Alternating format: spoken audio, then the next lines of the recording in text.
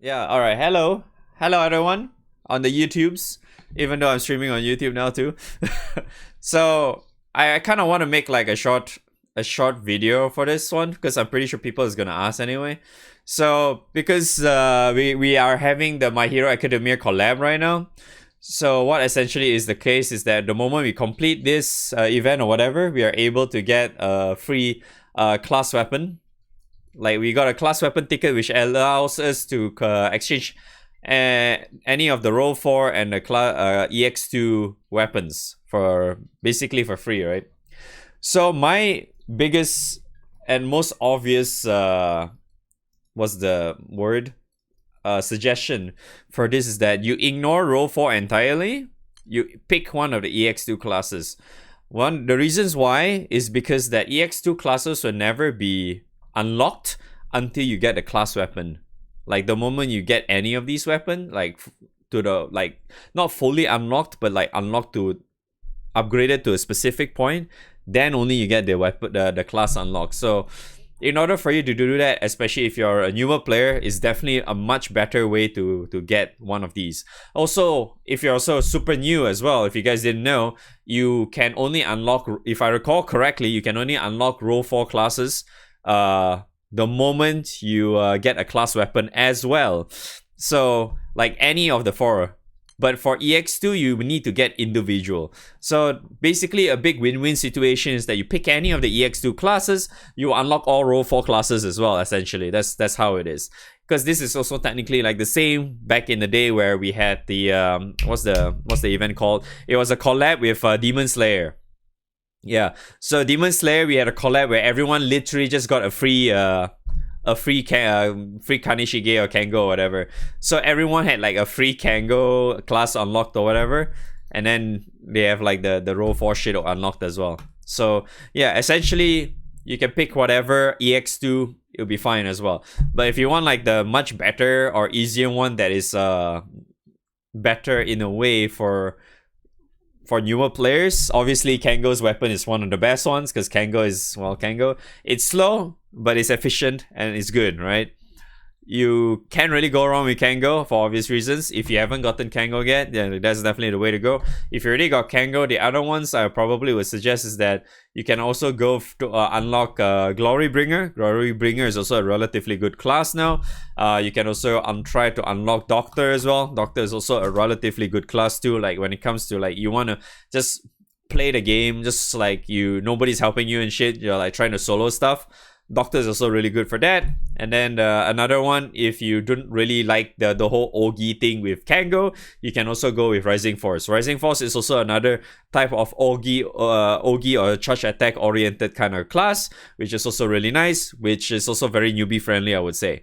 And the others, I probably wouldn't really suggest that much.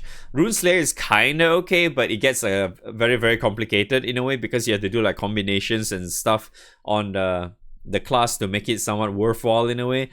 Technically, Rune Slayer usually you use like only like a small few selections anyway when it comes to those different types of buttons you need to press for the class, because for those who wonder how Rune Slayer works is that Rune Slayer has like you have to pick between 2 different combinations of elements to make something like to become a different skill. So there's like 4 different elements and you click between the each 2 like there are so many different combinations, right? Then you'll be a specific skill. So yeah, that can be very confusing. And yeah, even though you're only going to use like a specific small amount, I don't think it's really a bad choice, but it can be a relatively harder class to use for newer players as well. So for me, it's either you go Kango, Doctor, Glory Bringer, or Rising Force. People would probably say Necromancer is good as well, but I wouldn't really say Necromancer is that like easy to use. Essentially, it's just because that it has like a lot of like auto base, like needing to do a lot of autos to really make it worthwhile in a way. So I wouldn't really suggest that. Tormentor, you don't really bother with that. Tormentor, you can technically kind of use Masquerade as well, but once again, Masquerade also is that class where you shine very, very hard when you're just focusing on normal attacks. And as a newer player, normal attacks is very, very hard to really make use of. or at least getting that to cap. So yeah, it's one of the harder sides. Soldier, you don't use them unless you use the 150 gold moon water gun or some shit. Other than that, you don't even bother with soldier that much. Maybe in specific cases you still use soldier, but you don't really use soldier all that much for the most part.